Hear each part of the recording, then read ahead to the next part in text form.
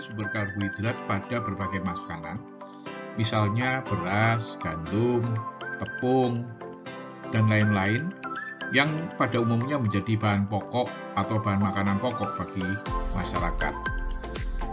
Karbohidrat merupakan polisakarida, akan dimetabolisme di dalam tubuh menjadi monosakarida yang selanjutnya akan menghasilkan ATP atau dalam bentuk energi. Proses metabolis ini diawali dari pencernaan karbohidrat. Pencernaan karbohidrat dimulai di mulut melalui proses fisika dan kimia. Pada proses fisika dilakukan dengan cara mengunyah, sedangkan dengan cara kimia dengan cara pemecahan melalui reaksi enzimatis yang dibantu oleh alfa amilase. Proses ini akan menghasilkan oligosakarida, dekstrin, disakarida, dan lain-lain. Setelah di lambung, pada pankreas akan dihasilkan alfa amilase pankreas yang akan memecah oligo dan disakarida menjadi monosakarida, misalnya glukosa, fruktosa, maupun galaktosa. Selanjutnya, monosakarida tersebut akan masuk ke dalam pembuluh darah melalui proses transport aktif yang selanjutnya akan diedarkan ke seluruh pembuluh darah. Merupakan sumber energi yang harus dipertahankan konsentrasinya di dalam darah. Jika kadar glukosa ini turun, maka dinamakan dengan hipoglikemia, dan apabila kadar glukosanya ini meningkat, maka dinamakan dengan hiperglikemia. Glukosa di dalam jaringan banyak berperan di dalam banyak hal. Sebagai contoh, glukosa di otak digunakan sebagai sumber energi dan mengeliminasi NH3. Untuk otot skelet, glukosa digunakan sebagai sumber energi anaerob, sedangkan pada eritrosit, di sana akan dihasilkan turunan dari glukosa, yaitu senyawa 2,3 BPG atau 2,3 bisfosfoglisrat yang penting untuk disosiasi HbO2.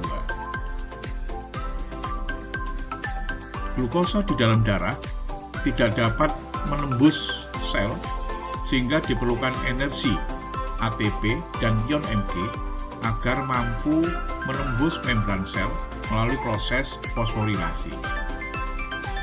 Fosforilasi ini dikatalisis oleh heksokinase atau glukokinase yang mengubah glukosa menjadi glukosa 6-fosfat.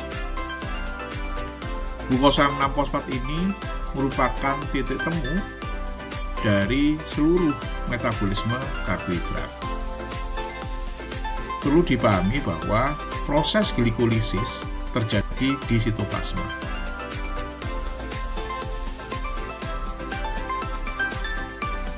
Glikolisis adalah proses oksidasi glukosa yang mengubah glukosa menjadi asam piruvat pada keadaan aerob dan asam laktat pada keadaan anaerob.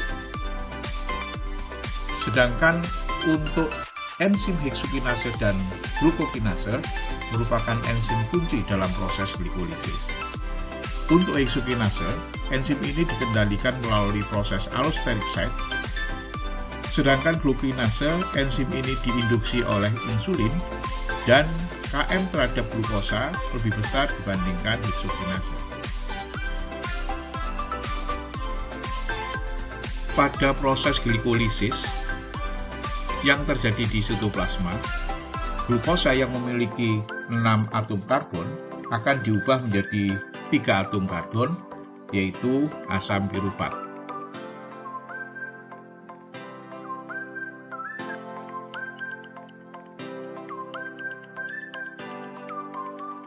Selanjutnya, asam pirufat akan mengalami dekarboksilasi oksidatif di matriks mitokondria yang mengubah asam pirufat menjadi asetil-CoA.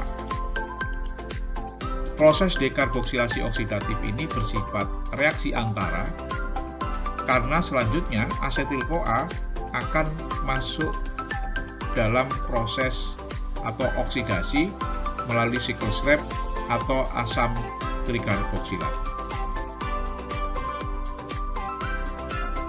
Asetil-CoA yang terbentuk dari proses dekarboksilasi oksidatif akan menjadi starter di dalam siklus Krebs. Proses ini terjadi pada matriks mitokondria.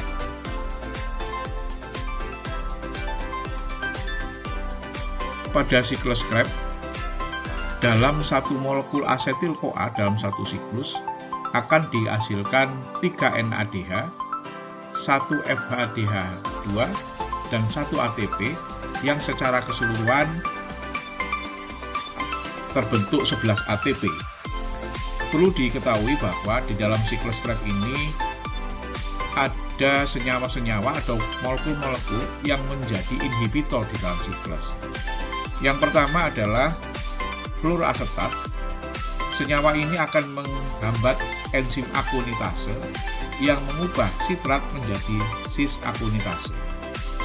Selain itu, ion arsenid merupakan ion yang menghambat ketuglutarat dehidrogenase kompleks yang akan menghambat pembentukan suksinil-CoA dari alfa-ketuglutarat. Selain itu juga terdapat malonat yang akan menghambat suksinat dehidrogenase. Malonat dan suksinat merupakan substrat yang merupakan inhibitor yang sifatnya kompetitif, sehingga dengan penghambatan ini maka suksinat tidak dapat diubah menjadi fumarat.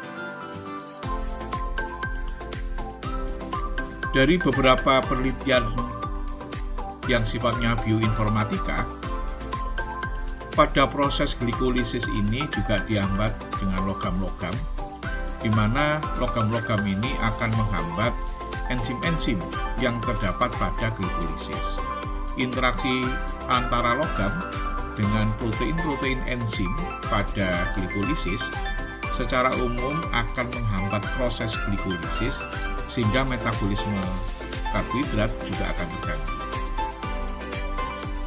Demikian juga pada interaksi antara logam merkuri dan kadmium terhadap enzim kunci pada glikolisis secara in silico juga menyebutkan bahwa antara glukokinase, heksokinase, dan pirufat kinase memiliki interaksi dengan kadmium, sehingga interaksi ini menyebabkan ikatan kovalen koordinasi. Ikatan ini juga dapat menghambat kerusakan atau mempengaruhi metabolisme karbohidrat.